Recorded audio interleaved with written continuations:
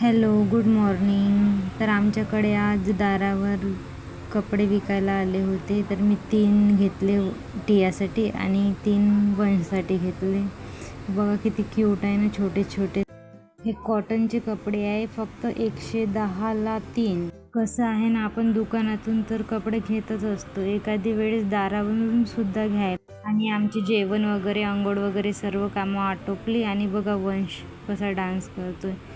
तो लावून आहे ना बरमुडा, तो पण आजच घेतलेला आहे.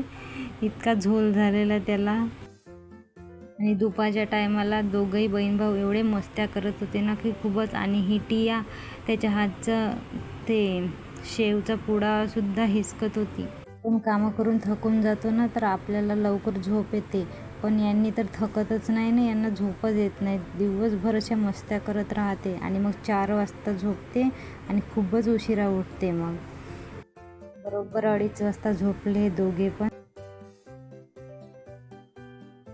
आणि 4 वाजता उठले. आणि मग माझे कामं वगैरे सर्व आटोपले आणि हे सायंकाळचं स्वयंपाक. आणि मी बनवली ढेमसाची भाजी. ढेमसच म्हणतात आमच्याकडे याला.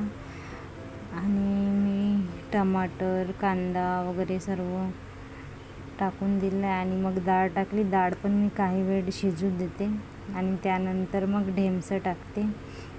आणि ते पण मी वाफेवरच शिजवते काही वेळ. आणि थोडंसं पाणी ताटलीवरती टाकते आणि मग ते थोडं गरम झालं की मग ताटलीतलं पाणी मी भांड्यामध्ये टाकते भाजीमध्ये. आणि मग अजून शिजू देते मी भरपूर वेळ आणि पाणी ते आटू देते. आणि नाही का, भाजी मग तशी सुकी थोडी राहू देते. आमच्याकडे जास्त रश्श्याची वगैरे पातळ भाजी खात नाही.